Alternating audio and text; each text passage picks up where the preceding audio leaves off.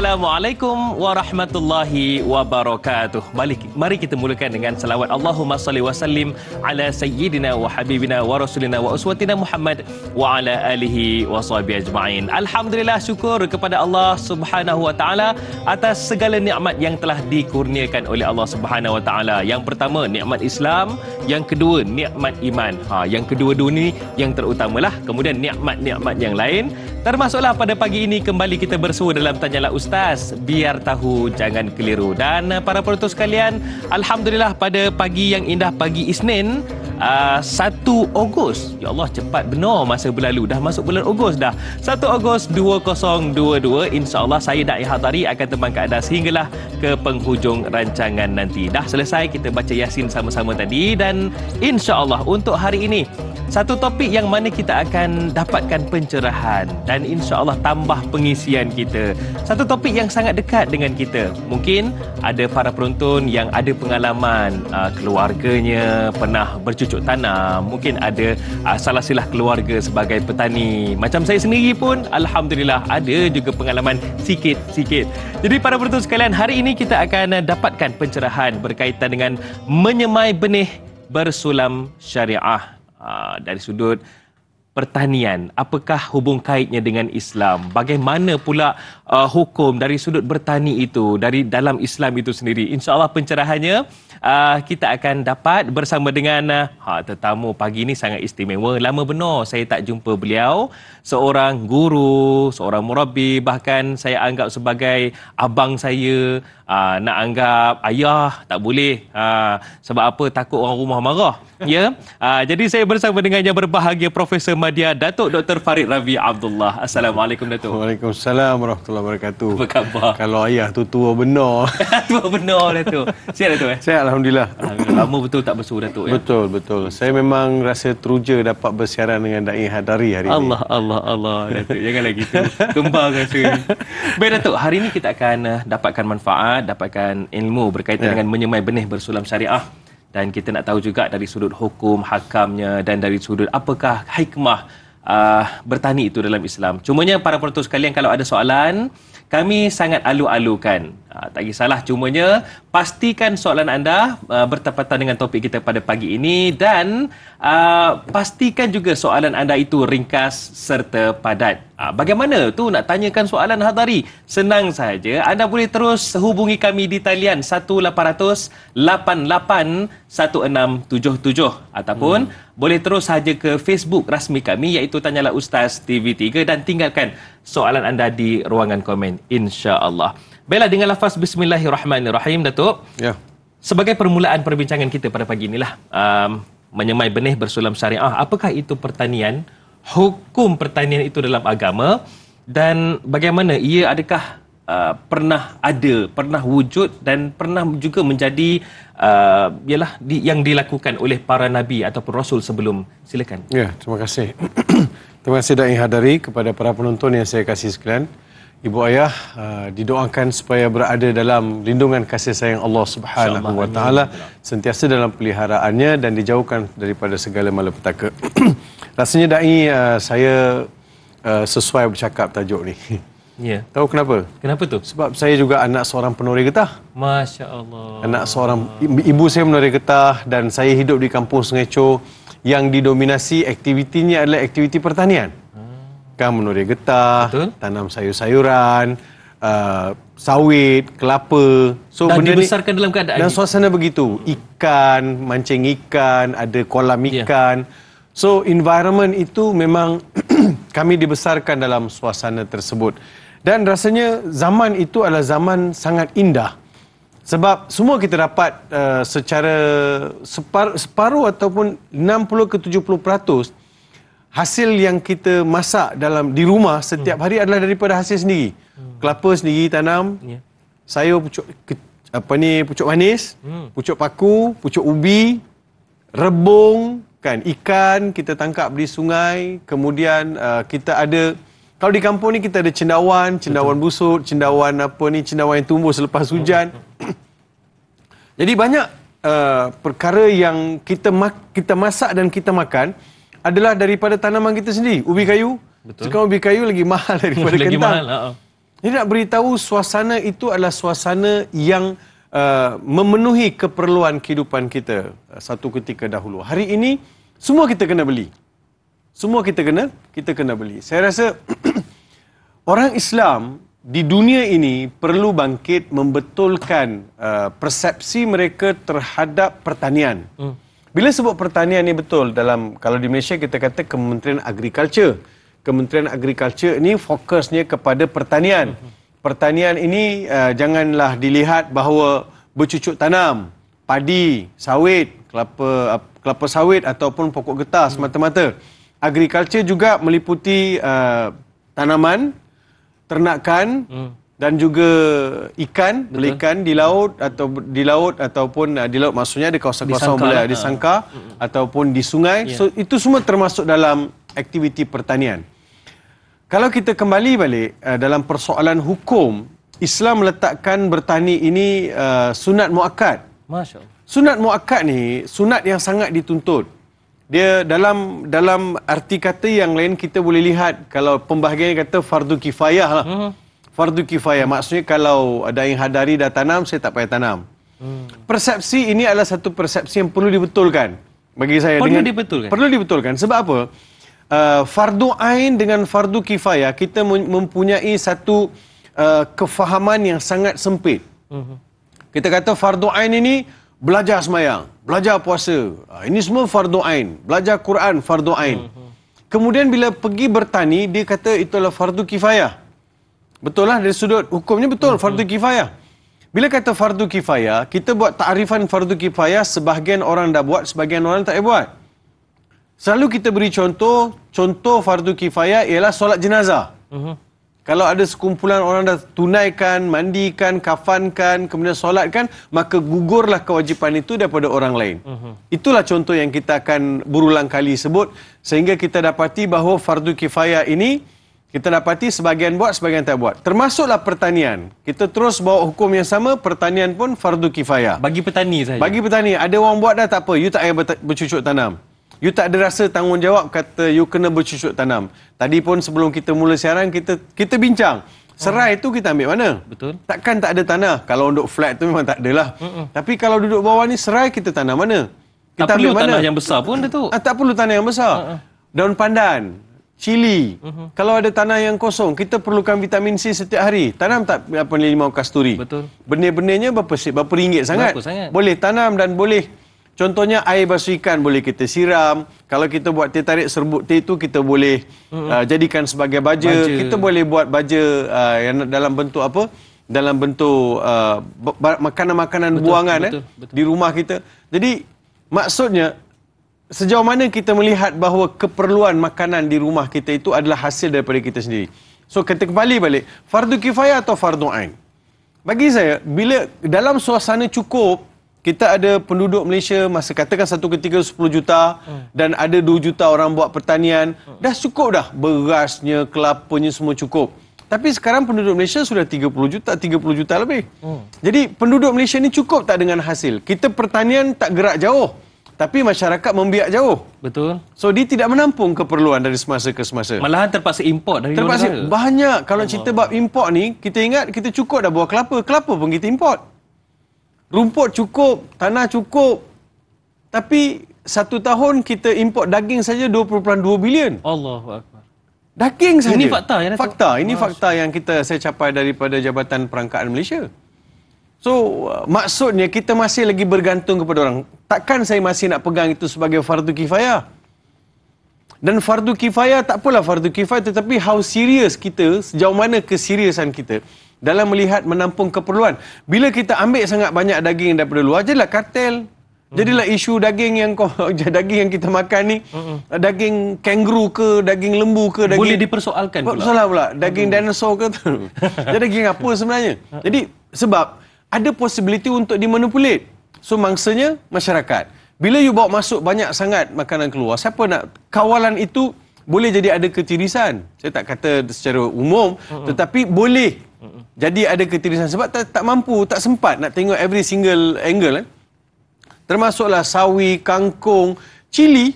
Cili kita beli daripada luar negara banyak mana satu tahun. Juga diimport? Ya, katakan kita perlukan 10 tan cili, kan? 10 tan cili. 70 tan kita import, 30 tan aja kita punya.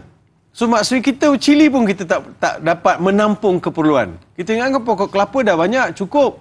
Sekali kelapa pun kita import daripada luar negara daripada Thailand. Kebanyakannya Thailand lah. Jadi nak beritahu, kita masih menganggap bahawa ini adalah fardu kifayah. Bila fardu kifayah, orang lain ambil, kita tertinggal. Opportunity yang ada itu pihak lain ambil. Dilihat di Malaysia ini ada peluang untuk masuk, untuk tembus pasaran dari sudut keperluan komoditi, keperluan masyarakat semasa. Sayur, ikan, ayam, daging. Dia nampak kat Malaysia ni ada market yang besar. Sedangkan kita majoriti orang Islam yang sentiasa disajikan dengan ayat-ayat Al-Quran. Kita kata fardu ain belajar Quran, tapi kita belajar Quran tapi dalam ayat-ayat yang ada dalam Al-Quran tu kita tak dapat suntikan. Tadi kita baca surah Yasin. Liyakulu min thamarihi wa ma amilat aydihim afala yashkurun. Kan mereka makan daripada hasil mahsul tangan-tangan mereka sendiri. Walaupun ianya adalah merujuk pada akhirat, you dapat syurga, tuaian itu, tapi di dunia pun kena ada tuaian kita sendiri daripada hasil kita sendiri. Saya lihat Da'i Hadari dan juga para penonton, penjajah berjaya mendoktrinkan orang Malaysia ini mengenai persepsi fardu kifayah dan fardu ain. So fardu kifayah ini kita bagi ke orang, fardu ain aja kita fokus. Jadi fokus kita kepada ibadat, tapi kita tak tanya pun ibadat saya ini sejauh mana memberi kesan dalam kehidupan saya. Puncanya apa yang saya makan. Betul tak? Betul. So ibadat saya ada tak kesan kepada daripada apa yang saya makan? Mestilah ada. Kalau banyak sangat syubhat yang masuk, maka dia akan memberi kesan kepada kesihatan saya. Dan saya tidak tahu kalau barang-barang nak dibawa dari luar negara, kalau dia dalam kontena, dia dalam peti sejuk berhari-hari, berminggu dan juga berbulan dengan pelbagai bahan pengawet yang digunakan. So itu juga akan memberi kesan kepada kesihatan saya. So ini semua perlu kita lihat dengan pandangan yang lebih holistik supaya pertanian ini dilihat sebagai satu kewajipan. Di peringkat pemerintah, pembuat dasar perlu melihat ini sebagai satu pelaburan untuk jangka masa yang lebih panjang. Dia tidak boleh rasa sentiasa kita melihat bahawa cukup kita dapatkan daripada luar negara, cukup, tak cukup. Baru ini bila kita berhadapan dengan masalah kemasukan pekerja daripada Indonesia, dia akan memberi efek kepada hasil daripada sawit. Hasil sawit maksudnya sawit tu akan memberi kesan. Siapa nak kutip sawit, siapa nak proses. Sebab kita perlukan lebih kurang 29,000 pekerja warga asing untuk menampung keperluan ladang-ladang sawit. Ini di antara fakta yang saya baca. Jadi kalaulah terhalang, mereka tak boleh masuk dan sebagainya, akan memberi kesan kepada kutipan sawit. Saya okey, orang luar negara datang kutip sawit dekat Malaysia. Mereka datang mencari rezeki. Da'i Hadari dalam tahu tak berapa anggaran gaji orang yang kerja di ladang-ladang ni? Dalam jangkaan berapa? Pernah saya bersembang lah. Lebih kurang yang bekerja sebagai buruh kasar, lebih kurang 2,000 lebih sebulan. Tak sampai. Tak sampai ya? Tak sampai. Kalau mengikut fakta yang ada daripada Jabatan Perangkat Malaysia, 1,200 ke 1,500. Sekarang. So itu daripada 2020-2021 lah. Saya tidak tahu. Lately ni ada peningkatan. Mungkin juga ada yang tu mungkin dia tambah. Tetapi secara purata. Ini secara purata. Mungkin juga yang Da'i tanya tu, tuan ladang dia pemurah, dia bagi lebih. Mungkinlah kot. Jadi dari sudut purata gajinya 1,200-1,500. Boleh dikatakan di bawah paras. Sangat di bawah paras. Sangat. Jadi kalau orang Malaysia dibayar gaji 1,500, siapa nak kerja sawit? Takkan ada. Tak ada kan? So saya punya idea ialah dia mesti melihat bahawa kerja di ladang ini merupakan satu opportunity kepada masyarakat ada. Kita berapa ramai yang ada graduan-graduan, lepasan diploma, lepasan degree yang masih menanti peluang pekerjaan. Pokoknya, kalau kita ada satu tawaran gaji 2,500 kan, for example jadi kita boleh menjadikan mereka kerja. Jadi dengan Kenapa orang kita suka pergi kerja dekat Australia, pergi kerja kat UK? Kutip apa? Bukan Buah kutip sawit. anggur. Anggur. Ha-ha. Kutip strawberry. Bukan sebab strawberry tu comel. Ya. Bukan sebab anggur tu sedap. Tapi pendapatannya. Pendapatan. Ya. So, dia melihat bahawa peluang pekerjaan. Saya pergi ke Australia, saya pergi Perth, yang buat plumbing, yang buat kerja-kerja buruh, semua orang negara dia. Sebab negara dia meletakkan dasar, kerja lagi susah, gaji lagi besar. Baik. Kita kerja lagi senang, gaji lagi besar. Kita terbalik. Ya. So, kita kena wujudkan juga polisi, kerja susah, gaji besar. Jadi, pada masa itu, kita akan lihat lebih ramai akan suka kerja susah. Orang tak kerja. Ya. Sekarang orang nak kerja. Jadi, kalaulah boleh dilihat itu polisi yang perlu dilihat dan juga mewujudkan peluang. Jadi yang di tengah-tengah kadang supply pekerja, dai supply pekerja, saya jadi orang tengah nak sampai kat situ. Ya. Dai dah charge saya charge lagi. Jadi on the way tu berapa ramai yang ambil pula peluang di atas kerja orang buat tapi kita yang dapat manfaat. Betul. Padahal upah itu perlulah dibayar dengan setimpalnya. Jadi ini juga memberi kesan kepada penghasilan pertanian di tanah air. Itu dia para penonton sekalian, baru mukadimah tau. Sebab tu saya seronok kalau bersembang bersama dengan Datuk ni. InsyaAllah lagi dan lagi kita akan sembangkan Datuk. Terutamanya sebentar lagi kita nak tanya juga dari sudut keselamatan makanan itu sendiri dan kepentingannya dalam Islam. Nantikan selepas ini, tanyalah Ustaz, biar tahu jangan keliru.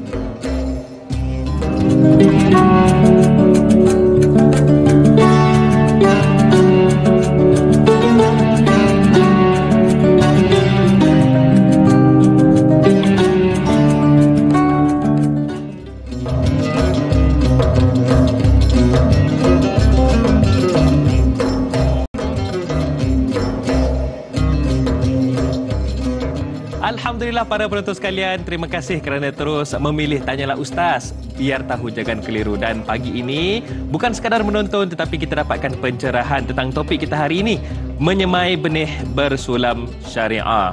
Lupa pula saya nak ucap selamat tahun baru Hijriah kepada umat Islam. Alhamdulillah 3 Muharram 1444 Hijrah, dan kita sama-sama doakan mudah-mudahan apa yang kita amalkan untuk tahun baru ini sampailah hujung tahun nanti menjadi ibadah di sisi Allah Subhanahu Wa Taala. Amin ya rabbal alamin.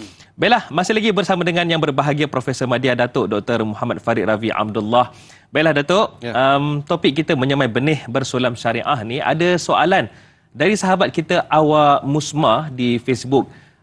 Soalan beliau berkaitan dengan hadis di mana Nabi SAW bersabda, mafhumnya dalam hadis riwayat Imam Ahmad, andainya kiamat tiba dan pada tangan seseorang daripada kamu ada sebatang anak kurma ataupun benih kurma, maka hendaklah dia tanpa berlengah-lengah lagi menanamkannya. Apakah maksud itu juga ada berkaitan dengan pertanian atau maksudnya lain? Yang kedua, kenapa Islam menekankan pertanian berbanding peternakan atau perusahaan lain? Silakan Datuk. Ya, terima kasih kepada Awa Musma atas soalan. Betul, Nabi SAW memberi motivasi. Sekiranya kiamat hampir nak berlaku ataupun suasana sedang kiamat, kalau ada biji benih di tangan kita ataupun anak pokok di tangan kita, tanam. Jangan bertangguh. Ini menggambarkan betapa penting dan mulianya serta mustahaknya pertanian dalam Islam. Jangan ditangguh, jangan dibiarkan masa itu berlalu. Kalau ada ruang dan peluang, Nabi kata tanam, jangan tunggu. Jangan kata dah ada orang buat, nak kiamat, tak payah, lambat lagi, dekat akhirat. Jadi dia nampak benda yang tidak begitu mendasar dalam kehidupan. Jadi orang Islam, Nabi SAW memberitahu dalam keadaan serius begitu, kalau ada benih tanam, boleh bayangkan tak dalam keadaan tak serius? Betul tak? Masa nak kiamat berlaku ni, orang semua porak-poranda suasana ni. Betul. Tidak aman. Tak terurus segalanya. Mana nak cari cangkul? Ya. Macam nak tanam, tapi Nabi kata tanam. Itu dalam keadaan kita sibuk, dalam keadaan suasana yang tidak terurus kan, suasana kiamat ni. Tapi kalau dalam keadaan tenang, patut lebih lagi lah. So itu maksud Nabi SAW. Jadi itu pertama. Yang keduanya, adakah pertanian saja Islam tekankan, yang lain Islam tak tekankan? Sama. Bila sebut pertanian ni, seperti mana takrif pertanian ni, termasuklah juga penternakan dan sebagainya kan.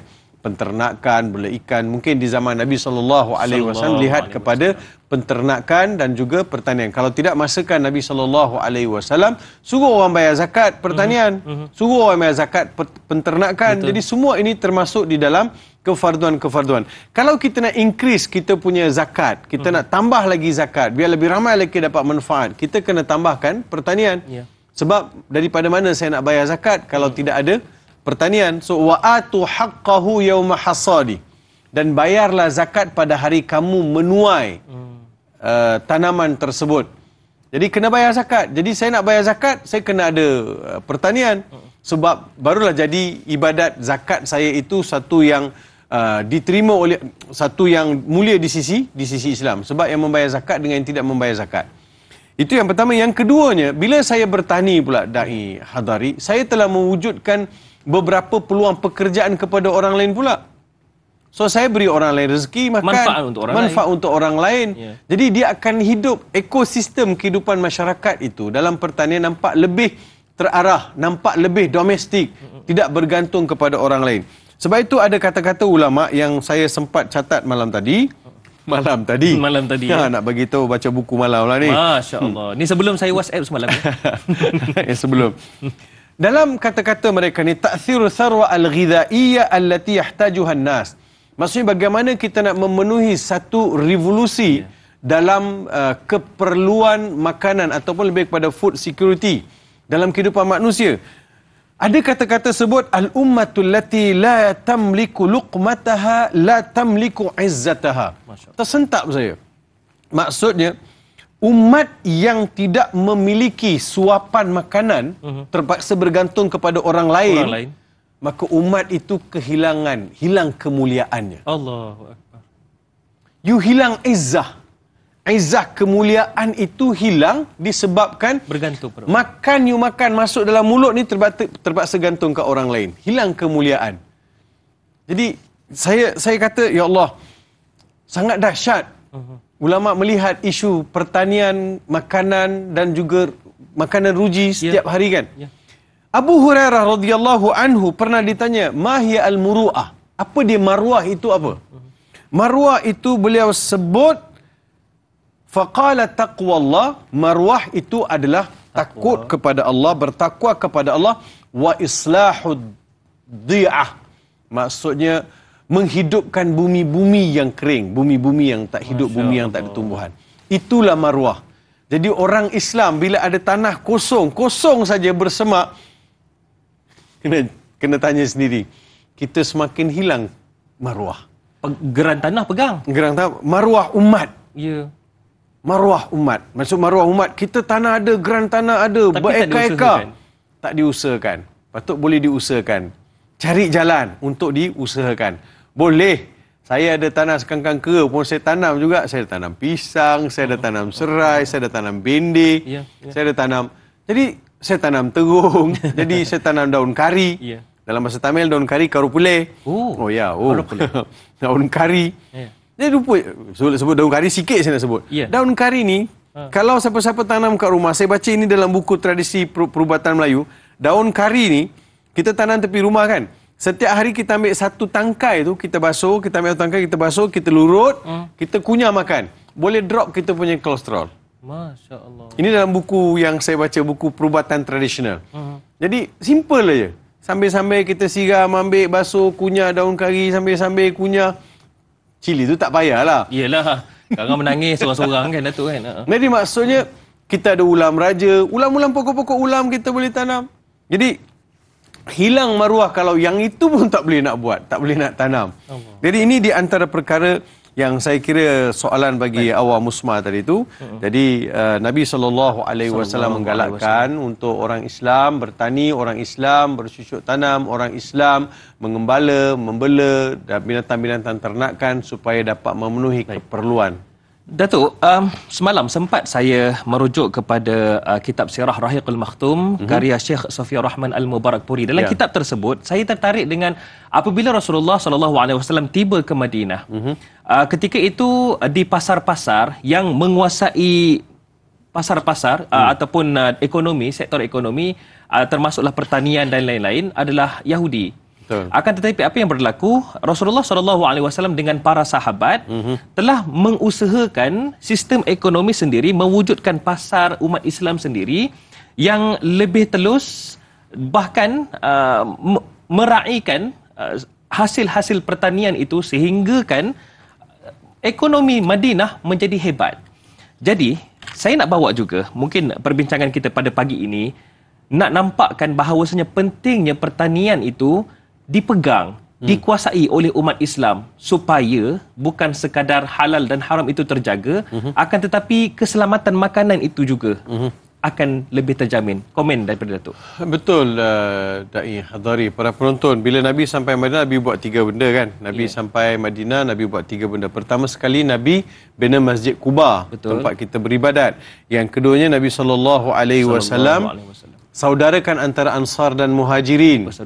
Ketiganya, Nabi suruh orang Islam pergi berniaga di pasar Madinah. Masa ketika baginda sampai di Madinah, baginda dapati pasar Madinah dikuasai oleh orang Yahudi. Jadi Nabi kata orang Islam kena kuasai pasar Madinah sebab ianya adalah keperluan asas kepada kehidupan seorang Muslim.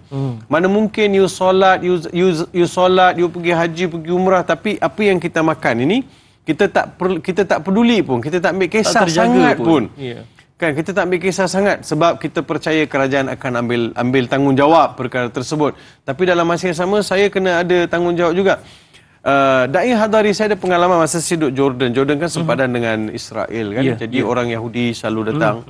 Saya tengok masa saya pergi satu mall, saya nak beli barang keperluan dapur, barang-barang dalam tin lah kan, makanan.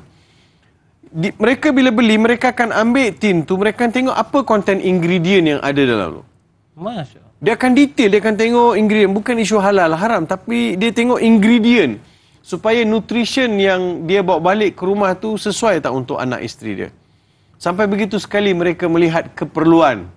Sebab itu Nabi SAW bila sampai mana, Nabi suruh orang Islam berniaga di pasar Madinah. Kuasai ekonomi. Sebab itu kita lihat dalam salah satu peristiwa hijrah juga. Kan Nabi SAW hantar sekumpulan sahabat pergi ke Habasyah. Pergi ke Habasyah Ethiopia, sekarang Somalia, area tu. Jadi bila Ja'far bin Abi Talib mengetuai orang Islam dalam rombongan itu, Ja'far ketika berhujah balas dengan Raja Najasyi mengenai ajaran yang dibawa oleh Nabi Muhammad SAW, dia sebut begini, kunna qauman na'budul asnam wa naqta'ul arham wa naqta'ul arham wa na'kulul maytah wa na'tiyal fawahish. Atana Muhammadun sallallahu alaihi wasallam wa amarna alla na'budu illa Allah wa la nusyrika bihi syai'a wa amarna an nasila raham wa amarna an na'kula illa ma dzukira ismullah aw illa ma dzubiha bi dzikri ismillah wa amarna an nasil raham. Kami dulu, wahai tuanku, dia bagi tahu dekat Raja Najasyi apa alasan kenapa mereka disakiti di Mekah.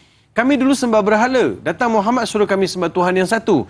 Kami dulu memutuskan silaturahim. Datang Muhammad kata kau tak boleh. Kena hidup berkasih sayang. Kena tolak ansur. Kena bermaaf-maafan. Persaudaraan Islam. Yang ketiganya, kami dulu makan bangkai. Datang Muhammad suruh kami makan benda yang halal. Kami juga merupakan kaum yang melakukan perkara keji. Datang Muhammad suruh kami tinggalkan perkara keji. Cuba dah lihat dalam 4 komponen yang di-highlight oleh Ja'far bin Abi Talib, salah satu ialah kami disuruh makan makanan yang halal. So, apa erti saya solat dengan begitu banyak sekali tapi saya tak peduli apa yang saya makan? Daripada mana sumber saya dapat apa yang saya makan ini? Sebab itu orang Islam, dia mesti mempunyai sensitivity. Pihak pemerintah mesti melihat bahawa rakyat yang dijaga ini bukanlah satu perkara yang boleh dilepaskan ataupun maksud saya ialah kerajaan atau pemerintah mestilah menyediakan makanan yang cukup. Itu dari sudut makanan. Dan kerajaan juga perlu menyediakan peluang-peluang pertanian yang lebih bersifat mampan, berstrategi, berfokus, dan juga bajet untuk pertanian mestilah besar. Bantuan-bantuan kepada mesti mungkin besar. Mereka yang menyertai. Bawang, takkan bawang cili kita tak boleh nak dapat. Kita habis pada tahun 2020 bawang tak ada. Kelang kabut satu Malaysia. Bawang adalah di antara bahan mentah yang diimport, daripada luar dengan begitu besar jumlahnya. Ya Datuk. Baik, bila sebut tentang apa yang kita importkan Jadi ini juga, soalannya tak boleh hidup tak makan bawang, contoh orang kata kan. Tapi dah jadi ingredient utama dalam masakan. Orang mesti cari punya. baik. Dan saya yakin apa yang Datuk nak sampaikan tu ada kena mengenanya dengan apa yang kita sembangkan pada pagi ini, sebenarnya sangat penting untuk yalah, hasilnya adalah sangat baik, terutamanya bukan sekadar ekonomi tapi juga sebagai keselamatan makanan. Dan keselamatan makanan itu juga masih lagi belum habis Datuk ceritakan. Sekejap lagi sambungannya. Nantikan selepas ini Tanyalah Ustaz, biar tahu jangan keliru.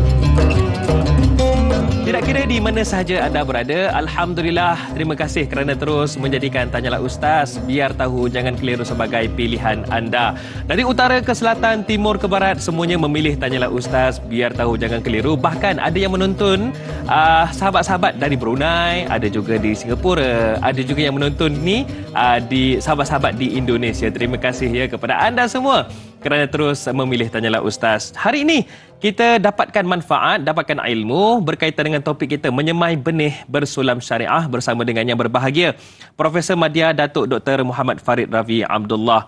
Baiklah Datuk, tadi Datuk ada sebut tentang bagaimana pentingnya untuk kita menguasai ekonomi berdasarkan apa yang saya bacakan itu berkenaan dengan hijrah Nabi SAW. Dan bagaimana ada kena mengenanya sangat penting juga untuk keselamatan makanan. Dengan izin bahasa orang kampung saya, Teluk Intan, food security. Silakan Datuk. Ya, terima kasih Da'i Hadari. Orang kampung cakap food security ya. Food security ini adalah merujuk kepada jaminan kecukupan bekalan dalam negara.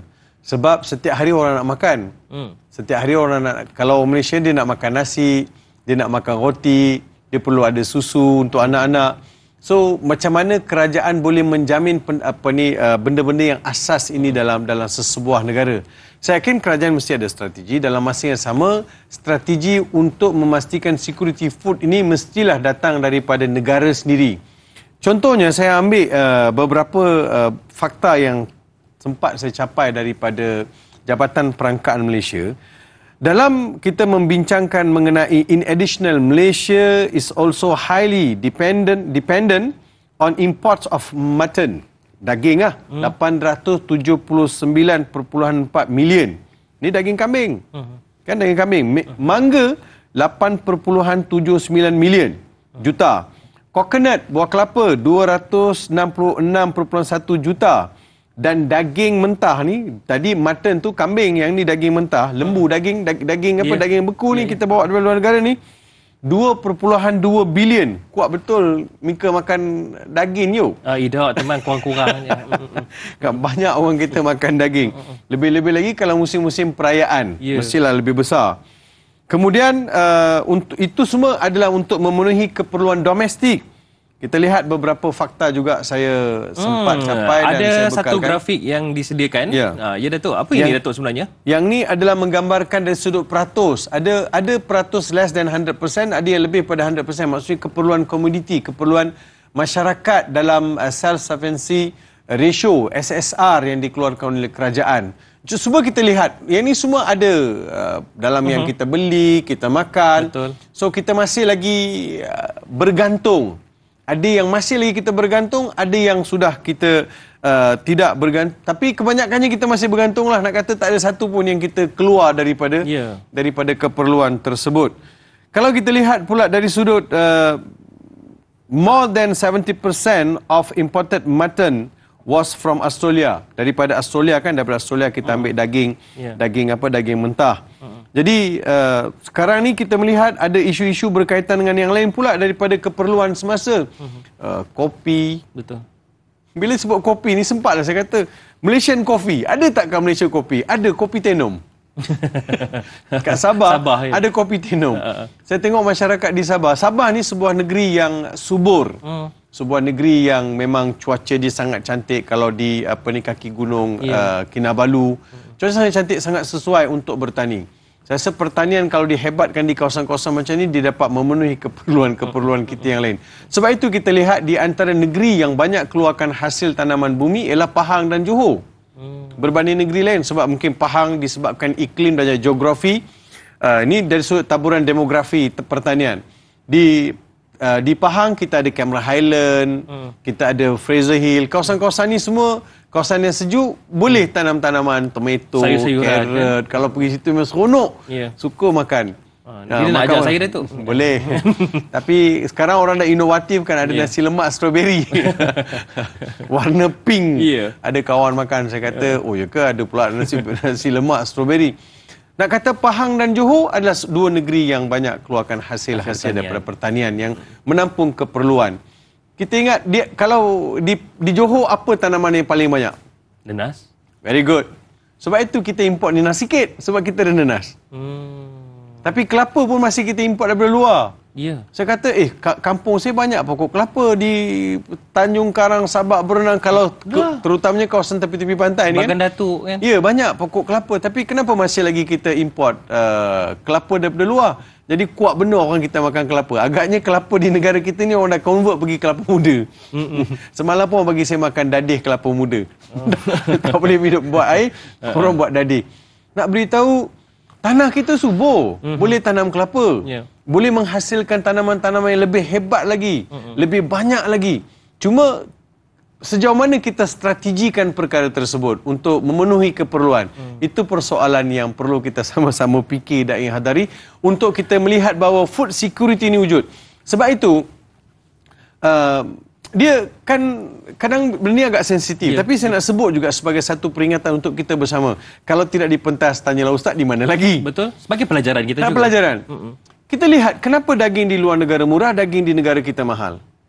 Lembu seekor kita sampai 6,000, 7,000 seekor. Sebab dia ambil masa untuk bela, kos untuk uruskan lembu seekor tu bila dipecahkan dengan gaji, dengan kandang, dengan makanan dia dan sebagainya, habis mungkin kos seekor lembu nak bela mungkin cecah 4,000. So dia jual lah 5,000, dapat 1,000. 1,000 tu apa dia dapat? Kos saja sudah 4,000. 1,000 dia nak buat apa? Mana cukup? Ini contoh. 1,000 tu mana cukup? Sebab itulah dia terpaksa pula harga itu jadi mahal. Dari sudut makanan, proses makanan. Jadi kalau di luar negara, kita lihat yang tu semua nampak murah.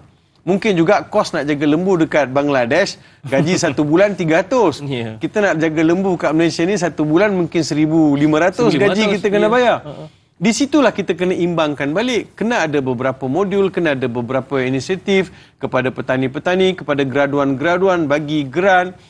Kurangkan sikit birokrasi, permudahkan urusan mereka nak buat punya.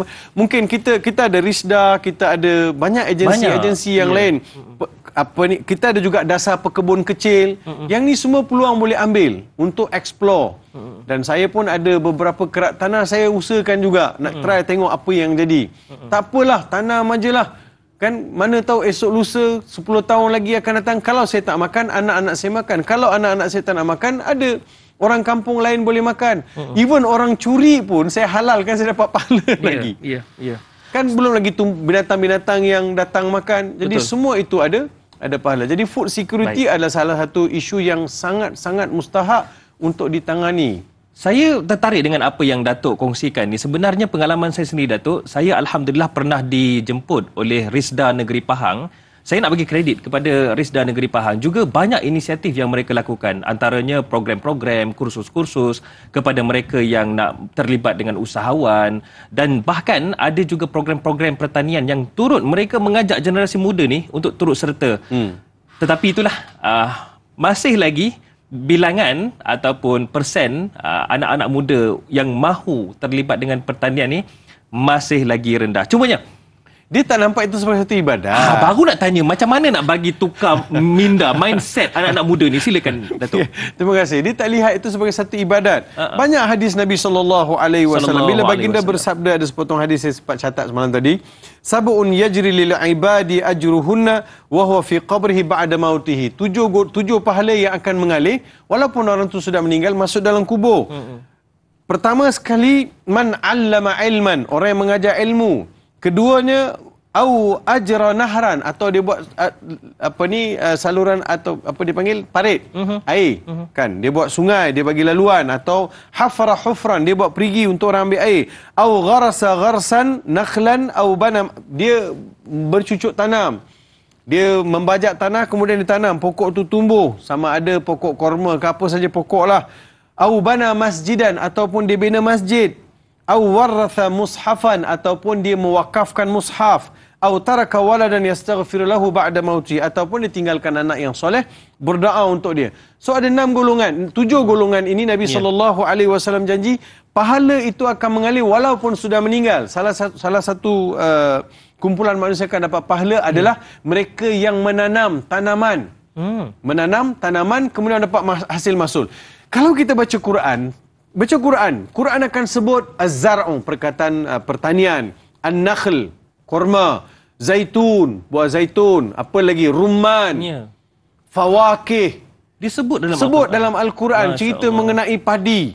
Bagaimana mathalul ladzina yunfiquna amwalahum fi sabilillah kamathali habbatin ambatat sab'a sanabil fi kulli sumbulatin mi'atu habbah. Allah beri gambaran bagaimana pokok padi, bagaimana pula pokok-pokok yang lain. Alam tara kaifa daraballahu mathalan kalimatan tayyibatan ka syajaratin tayyibatin asluha sabit wa far'uha fis sama. Allah beri perumpamaan mengenai pokok, mengenai kalimat tayyibah, pokok, buah, tanaman, hujan, bumi menghijau, semua itu Quran sebut supaya ianya menjadi suntikan kepada orang kita ni mahu melihat dan akan melihat bahawa pertanian ini sebagai salah satu ibadah. Bukan sekadar satu perkara yang mengecewakan. Sudahlah kau balik kampung tanam jagung. Dia jadikan benda yang kecewa pilihan terakhir. Kalau dia balik tanam pun tanam kangkung satu batas. Kacang panjang satu batas. Kalau you nak jadi seorang petani betul, you explore, belajar, hadir kursus. Kan? Ya, hadir kursus. Ya, salah satu. Terima kasih Dai Hadari. Teknologi pertanian ini sangat penting. Betul. Orang di luar negara siram pokok pakai drone. Masya Allah. Pakai drone kan? Dia pakai drone yang siram. Dia kontrol air, pilih air ataupun yang air lah, kita siram pokok-pokok ni di kebun, dia kontrol pakai satelit, dia pakai sistem. Baik Datuk, teknologi. Kita nak sembang lebih lanjut tentang teknologi dalam pertanian ni, dan sebenarnya kita nak bagi kesedaran sekejap lagi, Islam ni bukan agama yang mundur. Sebentar lagi Datuk ya. Boleh. Nantikan selepas ini Tanyalah Ustaz, biar tahu jangan keliru.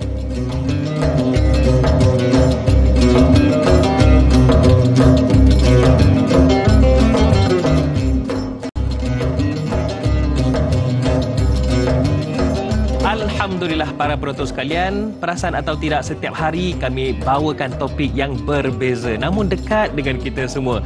Bahkan kami tampilkan juga ahli panel yang berbeza latar belakang. Namun tujuannya tetap sama, iaitu berkongsi kefahaman tentang topik-topik yang menarik. Terutamanya pada pagi ini, menyemai benih bersulam syariah, itu topik kita. Dan masih lagi kita bersama dengan yang berbahagia Profesor Madya Dato' Dr. Muhammad Farid Ravi Abdullah. Seronok bila bersama dengan Rektor KUIS ni. Dia punya ulasan-ulasan tu pun tak sabar pula saya nak dengar lagi dan lagi. Cumanya Datuk, tadi kita nak sentuh sedikit. Yalah, Datuk sendiri pun ada pengalaman bersama dengan anak muda di college kan. Bagaimana nak menarik mereka ini, iaitu sudah semestinya dengan usaha pelbagai pihak dalam menanam minat dan juga memberikan semangat kepada mereka. Selain daripada itu, apa yang perlu mereka kuasai iaitu teknologi pertanian. Silakan Datuk. Betul. Terima kasih Da'i Hadari. Just for information, bila Da'i Hadari dah sebut saya sebagai rektor mengajar anak muda di masyarakat kan, KUIS, College Universiti Islam Terbang Selangor, kita jadikan dia sebagai kampus dalam kebun. Maksudnya kampus itu dalam kebun. Kalau boleh biarlah kampus KUIS itu dia di sekitarnya dikelilingi dengan pokok-pokok buah-buahan. So memang dah ada sebahagian pokok mangga dan sebagainya, tapi saya telah panggil berbincang dengan beberapa orang kontraktor ataupun yang ada willing untuk buat kerjasama untuk tanam pokok durian, nenas. Ini kena pergi lah. Ya, betul. Maksudnya saya nak beritahu kita nak mulakan dulu. Mulakan dulu biar kita nampak kita ada concern mengenai pertanian. Dia kan kalau Da'i melihat di negara-negara maju, Orang tak bawa kereta pergi repair dekat workshop. Nak tukar minyak hitam, for example. Dah berbeza nak cara. Nak tukar filter aircon, dia tak pergi ke workshop. Dia tak pergi sebab labor cost very high. Bayaran upah tu sangat tinggi. Apa mereka buat? Mereka akan belajar di sekolah lagi. Macam mana tukar minyak hitam, macam mana nak servis kereta. Benda-benda basic mesti mereka tahu. Nak tukar tukar pipe kat dapur, kepala pipe, nak betulkan sinki, benda basic semua tahu.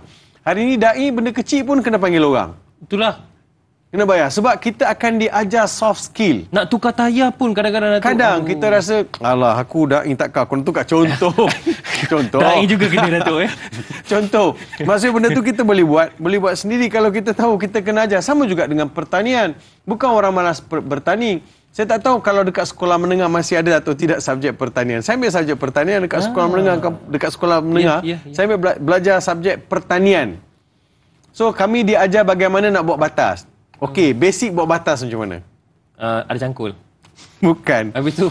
Dia mesti tahu di mana matahari naik, di mana matahari turun.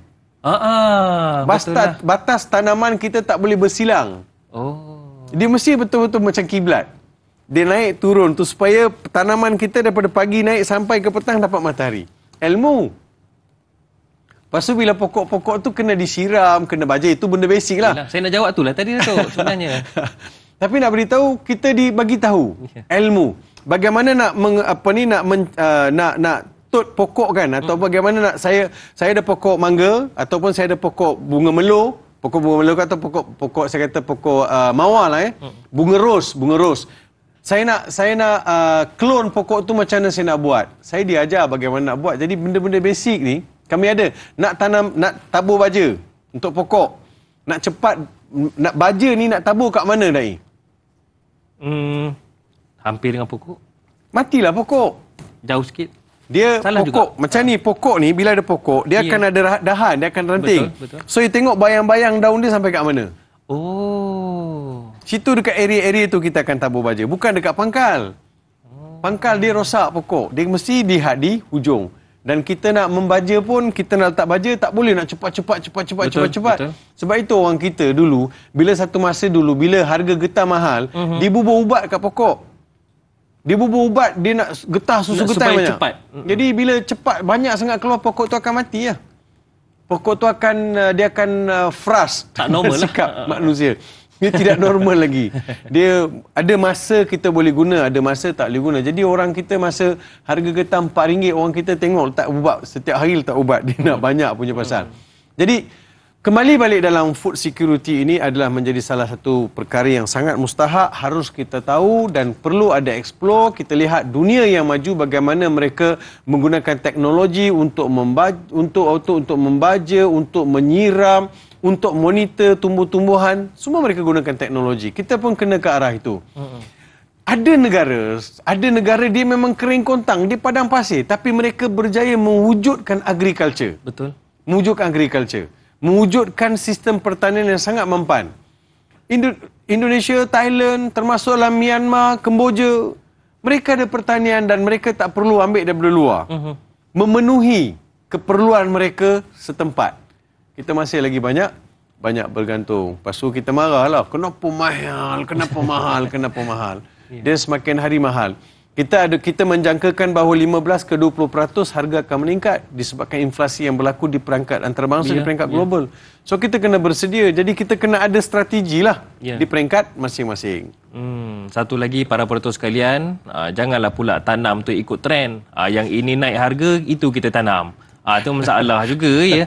Baiklah Datuk. Ya. Wa ma khalaqtul jinna wal insa illa liya'budun. Dan Allah menyatakan, dan tidaklah aku jadikan jin dan manusia itu sebagai ibadah, melainkan tujuannya beribadah kepada Allah Subhanahu Wa Taala. Jadi ibadah itu bukan sekadar atas tikar sembahyang ataupun solat, akan tetapi ia merangkumi segala-galanya, termasuklah apa yang kita bicarakan hari ini, iaitu berkaitan dengan pertanian yang juga sangat penting. Macam kita Datuk sebut tentang food security ataupun keselamatan makanan itu sendiri. Jadi Datuk, bagaimana kita nak fahamkan masyarakat bahawasanya ini adalah ibadah, dan ibadah ini sangat dituntut supaya kelangsungan hidup umat Islam terjaga. Ya, bila kita kembali balik pada tajuk, kita kata menyemai benih bersulam syariat, kita nak tahu bahawa keperluan kita adalah keperluan syariat. Pakaian saya, rumah saya, sejadah saya, semua itu mesti saya lihat dari sudut mana. Dari sudut mana, apa sumber yang membawa saya sehingga saya boleh mengabdikan diri kepada Allah Subhanahu wa taala. Betul, wama khalaqtul jinna wal insa illa liya'budun. Allah tidak menjadikan jin dan manusia melainkan mengabdikan diri kepada Allah Subhanahu wa taala. Pertanian merupakan satu ibadat. Tadi saya sebut bahawa di antara sesuatu umat itu akan hilang kemuliaannya apabila makanan asas pun dia tak boleh nak sediakan. Di antara perkara yang dilihat sebagai maruah oleh sahabat Abu Hurairah radhiyallahu anhu bahawa muruah ialah menghidupkan bumi-bumi yang mati, bumi yang terbiar. Sebab itu ada dalam hadis Imam Bukhari dan juga Imam Muslim, man kanat lahu ardun falyazra'uha aw liyamnahuha akhahu fa in aba falyamsik ardahu. Baginda Rasulullah sallallahu alaihi wasallam beritahu kepada kita, sesiapa yang ada tanah maka hendaklah dia bercucuk tanam. Ada tanah hendaklah dia bercucuk tanam. Hari ini jangan bertanggung, lepas tanyalah ustaz petang balik kerja, kata orang Perak tu, balik kerja, balik daripada kerja singgah dekat kedai, cari kedai-kedai yang ada jual benih kan, balik beli benih, 2-3 jenis benih kita bawa balik, kacang panjang ke kacang buncis ke ataupun kacang bendik kan, masuk dalam kari ikan sedap kacang bendik ni, tomato. Lepas tu kita Google tengok macam mana nak plan benda tersebut. Dan kita boleh beli banyak equipment untuk pertanian secara online. Betul. Kena ada. Sekarang kawan-kawan saya pun ada tanam secara teknologi moden yang guna hidroponik, sayur-sayuran. Yeah. Dekat tepi rumah dia pasang, beli dan pasang pakai air je. Baja tu pakai air, dapat sawi, dapat bayam, dapat salad. Jadi kita dapat hasil tanaman kita. Kita sendiri di rumah, anak kita pun makan sihat, kita makan pun sihat. Sebab kita tahu tak ada bahan-bahan chemical atau siraman-siraman atau bahan-bahan digunakan untuk mengawet perkara tersebut. Sebab itu Nabi kata kalau tanah kosong, tanam, bercucuk tanam. Hidroponik pun termasuk bercucuk tanam juga walaupun tak ada tanah. Ada dinding rumah je, lekat kat dinding rumah pun boleh juga. Tanam juga. Kemudian Nabi SAW sebut, kalau kamu tak boleh usahakan ada tanah kosong, tengok Da'i tak ada kerja, asyik main bola je. Kata, Da'i, main sini. Datuk, kenapa saya kena, Datuk? Contoh. Tak ada tanah kosong. Belakang rumah saya ada setengah ekar ni. Ada tak hajat atau nak bercucuk tanam? Silakan ambil tanah saya bercucuk tanam. Tanah saya terbiar je Ustaz. Ambil lah Ustaz, tanamlah. So saya boleh tanam cili, saya boleh tanam. Jadi ada peluang. Jadi tolong siapa-siapa yang ada tanah buat iklan lepas ni. Saya ada tanah 3 ekar kosong. Kepada anak-anak muda yang mahu membangunkannya, silakan datang. Saya sedia bagi gunakanlah tanah saya. Untuk 10 tahun ni saya tak buat apa-apa tanah tersebut. Baik. Kita pun ada tanah-tanah majlis agama. Ini satu perkara saya nak beritahu juga. Majlis-majlis agama di Malaysia ada banyak tanah-tanah wakaf. Kena juga ada strategi membangunkan tanah-tanah wakaf tersebut. Dan bagi asnaf-asnaf, fakir miskin, asnaf-asnaf yang ada ni, bagi kerja, bangunkan tanah itu biar mereka hidup, berdikari dan hidupkan tanah-tanah tersebut. Kalau di Selangor, di Pahang, di wilayah kita sudah ada beberapa strategi. Saya berharap orang kita ada keinginan, kemahuan untuk terus hidupkan bumi yang terkosong. Penghujungnya saya nak bagi tahu macam ni, Da'i Hadari daripada surah Sabah ayat 15, laqad kana lisaba'in fi maskanihim ayah jannatani an yaminin wa shimal kulu min rizqi rabbikum washkurulah baldatun tayyibatun wa rabbun ghafur. Sesungguhnya pada kerajaan Sabah itu ada tanda-tanda kebesaran Allah, tempat tinggal mereka ada tanda kebesaran Allah. Ada jannatan, ada kebun yang indah sebelah kanan dan sebelah kiri. Maksudnya, engkau toleh kanan, kau nampak kebun yang serba indah. Tengok ke kiri, nampak indah. Kebun, memang mereka pun ada dam, ada air. Takungan air yang sangat cantik. Baik. Sehingga ulama' sebut, sikit je, di kerajaan Sabah ni tengok lalat pun tak ada. Masya Allah. Punyalah bersih. Diriwayatkan mereka bawa bakul di kebun, lalu saja letak bakul atas kepala. Lalu saja buah tu dilanggar-langgar dengan bakul, jatuh masuk dalam tu. Allah.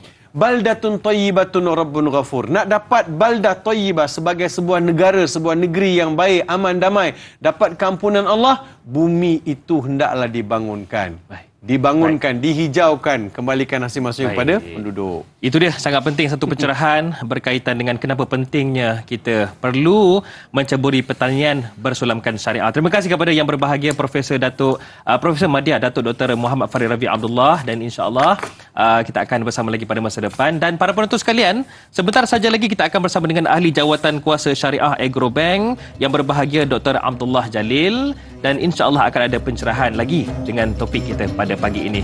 Dan kita akan tutup di TV3, sambungannya di TV9 selepas ini. Tanyalah Ustaz, biar tahu jangan keliru.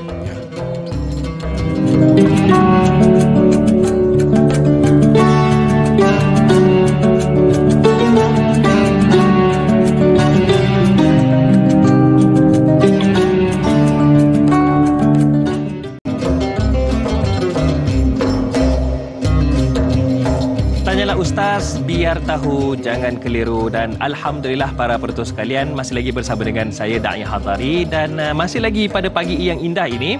Saya yakin ada antara kita yang ke hulu ke hilir, sibuk nak menguruskan anak lagi. Kita sendiri pun mungkin dah ada yang sampai di pejabat, dan insya-Allah apa saja yang kita lakukan pada pagi ini menjadi ibadah di sisi Allah Subhanahu Wa Taala.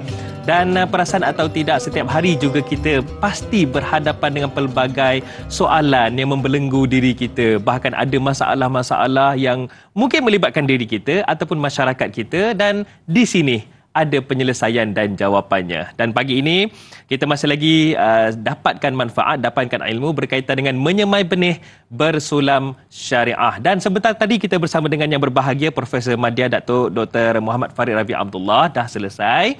Cumanya sekarang ni sangat beruntung kerana kita nak tahu juga dari sudut pandang mereka yang lebih arif dan terlibat secara langsung dalam apa yang kita bicarakan pada pagi ini, iaitu wakil dari Agrobank, ahli jawatan kuasa syariah Agrobank yang berbahagia Dr. Abdullah Jalil. Assalamualaikum Doktor. Waalaikumsalam warahmatullahi taala wabarakatuh. Sihat Doktor ya? Sihat. Alhamdulillah. Ini bukan calang-calang juga. Orang kuat usim. Alhamdulillah. Baiklah Doktor, pagi ni seronok kerana dapat kita bicarakan topik kita pada pagi ini, iaitu menyemai benih bersulam syariah. Cumanya Doktor, tadi Datuk ada kongsikan berkaitan dengan pentingnya kita menjaga makanan kita. Jadi wujud ke sebenarnya, ini sebagai makluman masyarakat lah, wujud atau tidak tanaman atau kerja-kerja pertanian yang tidak patuh syariah, Doktor? Risau teman dengarnya. Silakan Doktor. Baik. Bismillah, walhamdulillah, wassalatu wassalamu ala rasulillah wa ala alihi wa sahbihi wa man wala amma ba'd. Terima kasih di atas jemputan dan pertanyaan tersebut. Ya. Alhamdulillah saya pun tadi sempat menyaksikanlah semangat Datuk Dr. Farid Ravi. Alhamdulillah. Maknanya dari segi perspektif Islam, kepentingan mengusahakan tanah, tanah ni salah satu perkara yang sangat penting. Sangat penting. Jadi kalau kita nak melihat adakah di sana boleh berlakunya unsur-unsur ataupun perkara-perkara yang tidak patuh syariah dalam usaha-usaha pertanian, maka ia boleh berlaku daripada beberapa sudut lah. Pertama, melihat kepada sumber. Pertama, kalau kita kata tanah tersebut ataupun usaha pertanian tersebut dilakukan di atas tanah milik orang tanpa izin. Jadi itu dah termasuk dalam bab al-ghasbu lah. Dah termasuk dalam bab kita kalau kita mengambilnya tanpa keizinan, merampasnya tanpa keizinan, maka dia adalah satu bentuk rampasan harta lah. Hak orang lain. Hak orang lain, kan. Jadi itu juga boleh membawa kepada ketidakpatuhan syariah. Itu yang pertama, sumber. Begitu juga kalau kita melakukan sesuatu pertanian itu yang menyalahi siasat syariah, iaitu yang menyalahi undang-undang yang ditetapkan oleh pihak berkuasa. Seperti kalau satu-satu kawasan itu telah digazetkan sebagai kawasan tadahan ataupun kawasan hutan simpan dan sebagainya, taman negara sebagai taman contoh. negara dan sebagainya, kemudian kita menceroboh, kita kata atas dasar ini semualah ciptaan Tuhan. Tak betul lah. Sebab pihak berkuasa Muslim ataupun pihak berkuasa dalam Islam mempunyai hak siasat syariah untuk menjaga kemaslahatan, maka mereka boleh menghalang perkara-perkara yang pada hukum asalnya harus boleh diharamkan, ataupun perkara-perkara yang pada asalnya tidak wajib maka boleh diwajibkan. maka itu adalah hak para pemerintah muslim. Itu juga kalau kita kata kita pergi menceroboh kawasan-kawasan yang telah diwartakan oleh pihak kerajaan sebagai kawasan-kawasan simpanan, itu pun tak boleh. Begitu juga kalau akad-akad yang dilakukan, akad-akad yang dilakukan tidak benar-benar mematuhi syariah. Contohnya lah zaman sekarang ni kan ada orang tanya kita kan, macam nak buat pertanian musangking, skim pelaburan musangking ataupun skim pelaburan mana-mana cendawan ke dan sebagainya. Maka kadang-kadang oleh kerana sebahagian masyarakat ni dia dah terbiasa dengan jaminan pendapatan.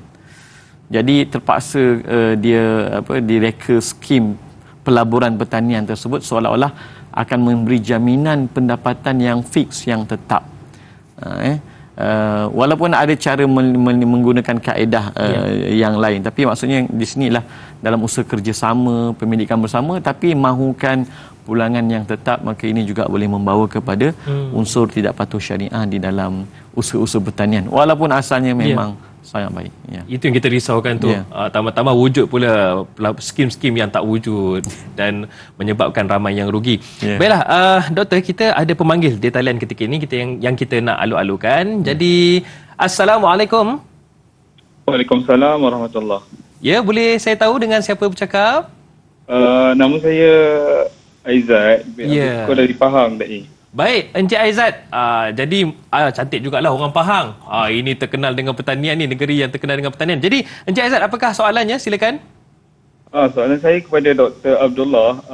Doktor, boleh ke kita tanam pokok-pokok seperti contohlah ketum, kopi, ganja dan sebagainya yang biasa diproses menjadi dadah, doktor? So, kalau sekarang heboh di media-media, ada pihak yang menekan untuk membenarkan penanaman kanabis, misal kata, untuk tujuan perubatan. Apa respon doktor tentang isu inilah? Baik. Soalan yang sangat cantik. Terima kasih, Encik Aizat. Okey, sama-sama. Baik. Doktor, panas juga isu ni. Ya, betul. Pokok popi, pokok ganja, ketum dan lain-lain. Bagaimana? Adakah ia dibolehkan? Ya, baik. Pada hukum asalnya, kita pun tahu tidak ada mana-mana tanaman yang diharamkan secara zat. Maknanya tidak ada, bahkan tidak ada tanaman yang dihukumkan najis secara zat.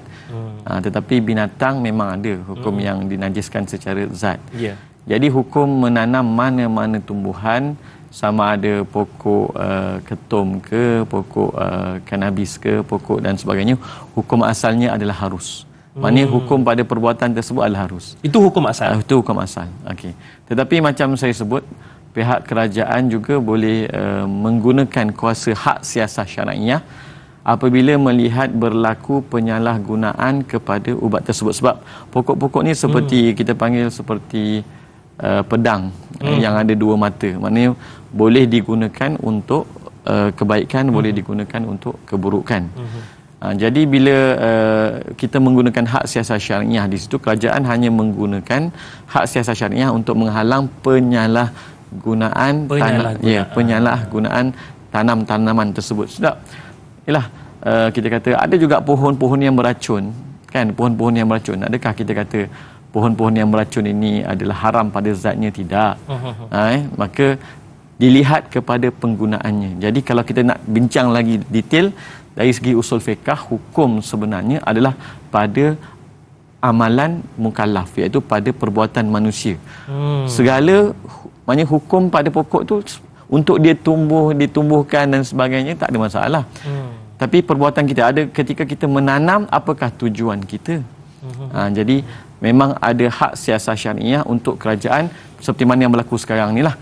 Orang yang menanam pohon tersebut mungkin tanpa kebenaran ataupun tanpa kebenaran yang khusus atas kawalan-kawalan tertentu, boleh membawa kepada penyalahgunaan. Jadi kerajaan telah mengubah undang-undang untuk menghalang perkara tersebut, dan ini termasuk di bawah siasat syariah. Jadi kita di Agrobank pun kita melihat perkara-perkara inilah. Ya, maksudnya apabila kita nak membenarkan sebarang bentuk pembiayaan, kita akan termasuklah pinjaman, termasuklah sebarang pembiayaan, maka kita akan pastikan tanah, kita akan pastikan akad, kita akan pastikan tujuan dan sebagainya, semuanya adalah patuh syariah. Baik. Jadi janganlah mohon ketum lah nanti. Kan? Jadi kemudian dari segi ketum ni pula kita tengok dia mungkin ada kajian yang menyatakan dia boleh digunakan untuk kebaikan. Untuk kebaikan, untuk perubatan. Yeah. Tapi penyalahgunaannya itu yang perlu dilarang. Jadi sebagai apa kita panggil kaedah terbaik dalam siasah syar'iyah adalah apa yang membawa kepada mudarat. Sebab dalam kaedah fiqh ada al-aslu fil madar, al-hurmah. Yeah. Hukum asal pada segala perkara yang memudaratkan itu adalah haram. Jadi kerajaan nak menghalang yang itulah. Tapi kalau ada contohnya lah, kalau ada mungkin ada pihak yang nak buat kajian ataupun ada pihak yang mendapati ada penggunaan yang bermanfaat, mungkin boleh membuat permohonan yang khusus. Mungkin bahkan mungkin apa kita panggil akan ada syarat-syarat yang khusus dan sebagainya lah. Termasuk untuk kajian. Ya, termasuk untuk kajian. Sebab secara zat tidak ada ada halangan. Ya. Doktor, kita nak raikan juga soalan daripada para penonton kita di Facebook. Jadi Amalina Majid di Facebook kita ni katanya, bolehkah doktor huraikan adakah pokok dan buah-buahan yang disebutkan dalam Al-Quran dan Sunnah mempunyai kelebihan berbanding dengan buah-buahan yang lain? Silakan doktor. Ya, baik. Terima kasih. Jadi disebutlah sebahagian memang sebahagian buah-buahan, bahkan sebahagian makanan ada disebut dalam Al-Quran, bahkan yang agak luar biasa juga Ustaz adalah apabila Allah Subhanahu Wa Taala ada bersumpah dengan beberapa tanaman, buah-buahan watin, wazaitun. Okey, jadi buah tin dan zaitun, bahkan disebut buah anggur disebut sebanyak 5 kali dalam Al-Quran. Bahkan saya selalu tanya selalu buat kuis lah pada anak saya kan, apakah 2 buah yang disebut dalam surah Yasin? Maka buah yang disebut itu adalah buah kurma dan juga buah tamar. Ya, memang ada banyak, bahkan contohnya buah pisang, watalhim mamdud, pokok pisang yang tersusun ataupun buah pisang yang tersusun. Ulama menyatakan bahawa kenapa disebut dalam surah Al-Waqiah itu surah berkenaan dengan pisang. Kerana ulama menyatakan bahawa pisang ni ayatun min ayatillah, antara tanda-tanda kekuasaan Allah, kebesaran Allah, kerana susunannya yang begitu tersusun, ibarat kata macam sarang lebah lah, kan sangat tersusun. Betul. Jadi dengan susunannya yang begitu cantik, dia juga merupakan tanda daripada tanda kekuasaan Allah. Tetapi dalam masa yang sempit ni, kalau nak cerita tentang fadilat kelebihan-kelebihan buah-buah ni, pastinya banyaklah. Saya waktu belajar di Jordan dulu, Dr. Farid Ravi pun belajar di Jordan kan. Betul. Saya pun belajar di Jordan. Memang para masyayikh kita pun banyaklah cerita tentang kelebihan buah tin, zaitun dan sebagainya. Akhirnya dia pun menjadi amalan kita juga. Betul. Kan habatus sauda dan sebagainya, banyaklah kan. Tapi itu bukan bermakna bahawa tanaman-tanaman yang tak disebut itu tak ada kelebihan. Bahkan kalau saya nak kongsi satu kata-kata para ulama, di antara rahsia-rahsia ataupun hikmah-hikmah, dia kata, kalau kamu lihat di mana-mana tempat tersebarnya sesuatu penyakit, maka kamu lihat jugalah apakah tanaman yang Allah suburkan ataupun tambahkan banyak pada ketika itu. Kerana dalam satu hadis, Allah tidak menurunkan penyakit, melainkan Allah SWT akan menurunkan bersamanya ubat. Maka sebab itu sebahagian ulama mengatakan kalau ada berlaku wabak ataupun ada berlaku penyakit, maka lihatlah apakah tumbuhan yang Allah Subhanahu Taala yang ketika itu subur. Yang subur banyak ketika itu. Masya-Allah. Itu sebahagian ulama-ulama sufi lah yang mengatakan. Ini satu ilmu yang baru saya dapat pada pagi ini. Subhanallah. Baiklah, lagi-lagi kita akan bicarakan, terutamanya kejap lagi doktor ya. Ada soalan berkaitan dengan fiqh. Tak lengkaplah kalau kita sembang berkaitan dengan syariat ini tanpa kita sembang juga berkaitan dengan fiqh. Cumanya sebentar sahaja lagi. Nantikan perbincangannya. Tanyalah Ustaz, biar tahu jangan keliru.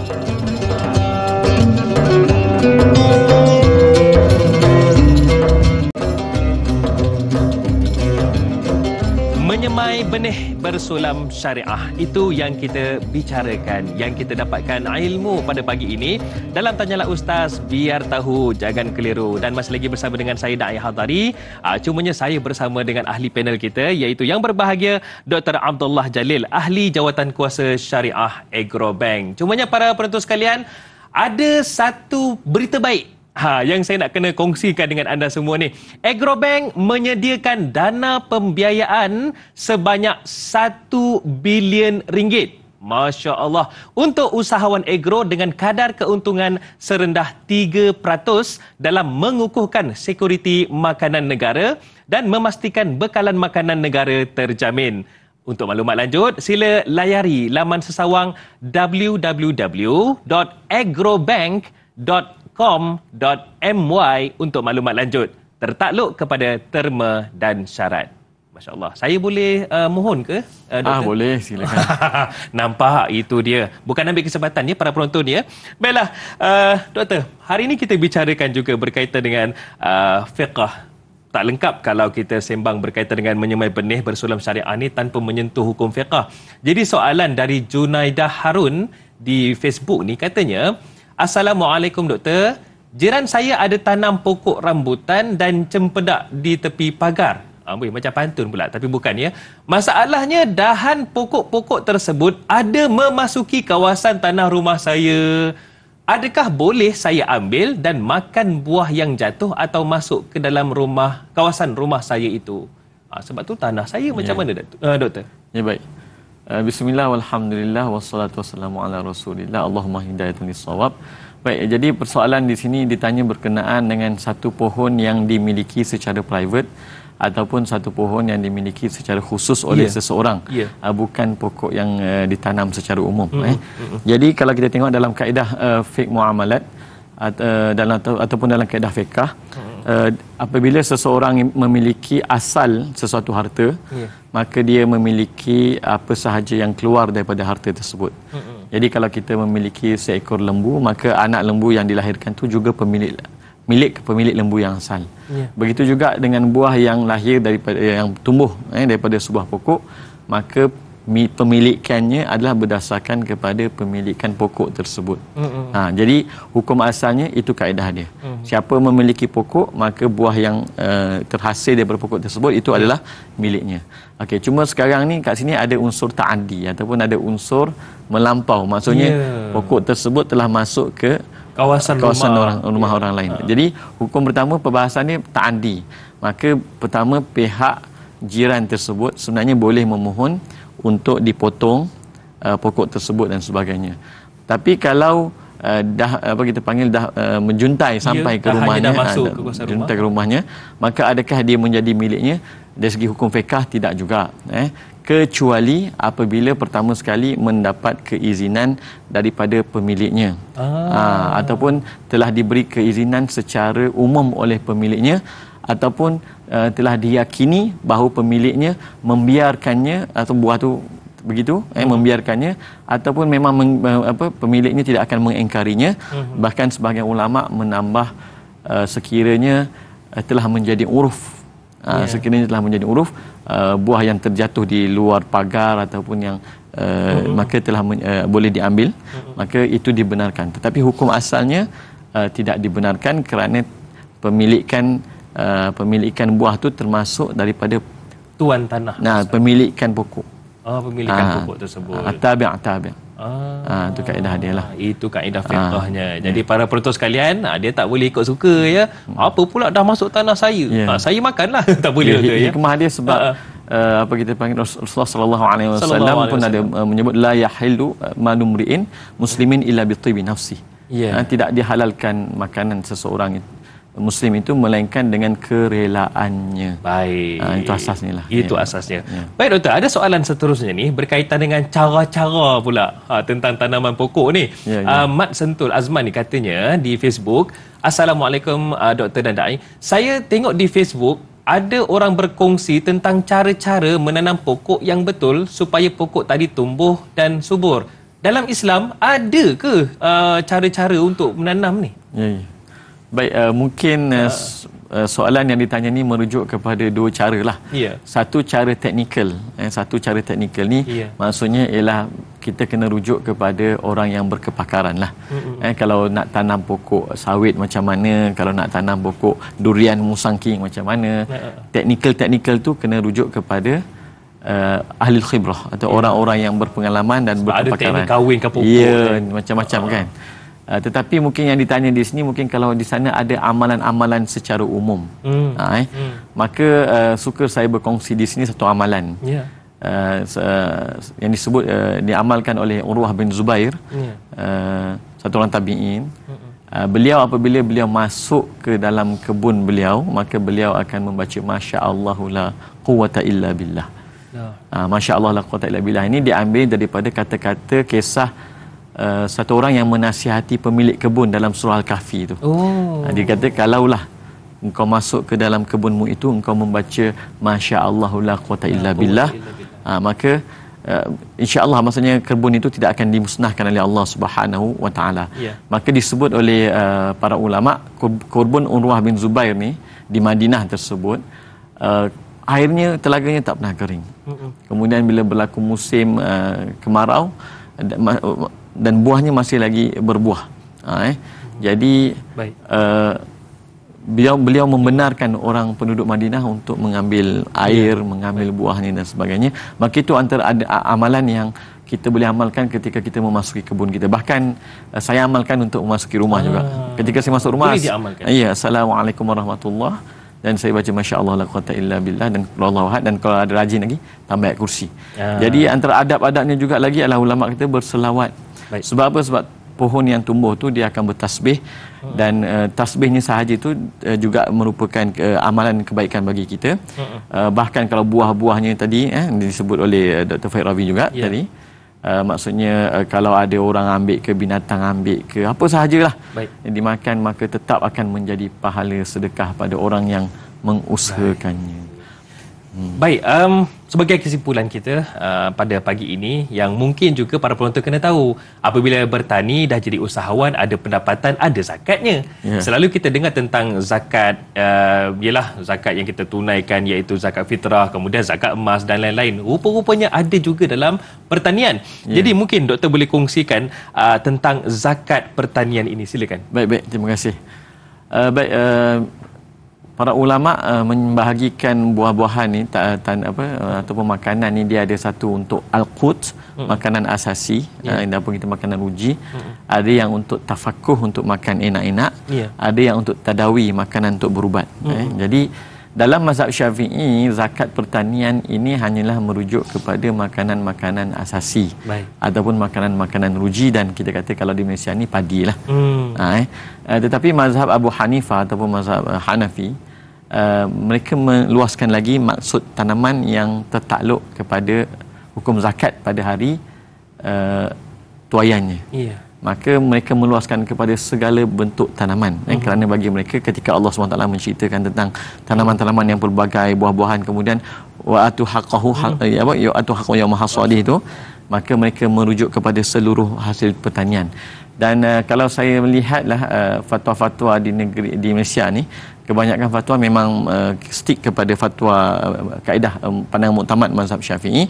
Tetapi ada di wilayah, di PPZ wilayah, saya melihat mereka mencadangkan supaya zakat pertanian ini diluaskan. Bahkan kalau kita tengok dari segi rasionalnya juga ada, sebab kita kata bukan orang yang tanam padi pun pada hari ini, oleh kerana harganya yang dikawal, maka kadang-kadang padi ini tidak dilihat sebagai tanaman yang mewah. Tanaman-tanaman lain dilihat sebagai tanaman yang mewah. Jadi yang tak mewah ni kena zakat, yang mewah tak kena zakat, kan? Jadi tak apa. Jadi ini khilafiah ataupun perkara khilafiah fiqh yang lama lah, yang apa kita panggil lah, ada lama. Mana-mana kita nak amalkan, kita boleh kita panggil amalkan. Cuma-cumanya kita pada hari ini kalau boleh kita juga melihat dari sudut maqasid syariahnya, dari sudut kemaslahatan ekonominya, dan keperluan keperluan pandangan tersebut, memaksimumkan keperluan untuk memenuhi hajat-hajat yang ada di kalangan masyarakat, insya-Allah. Itu sangat penting. Ya, itu sangat penting. Keperluan ummah itu sendiri. Ya, betul. Baiklah, terima kasih kepada yang berbahagia Dr. Abdullah Jalil, Ahli Jawatan Kuasa Syariah Agrobank, kerana sudi bersama dengan kami semua pada pagi ini. Terima kasih, Doktor. InsyaAllah kita akan bersua lagi. InsyaAllah. Amin ya rabbal alamin. Baiklah, para penonton sekalian, jangan lupa esok bersama dengan sahabat saya pula, Da'i Hakim. Sado orangnya. Iaitu kita akan sama-sama dapatkan pencerahan, iaitu topik kita iaitu pengajian hadis 40 Imam An-Nawawi amalan berterusan bersama dengan Al-Fadil Ustaz Said Muhammad Nur Hisham Tuan Padang. Baiklah, para betul sekalian, kalau ada salah silap saya minta maaf. Jangan lupa memenuhi keperluan tuntutan ummah itu juga ibadah. Apa lagi? Jom ambil tahu tentang pertanian. Saya Da'i Hadari mohon permisi undur diri. Assalamualaikum warahmatullahi wabarakatuh.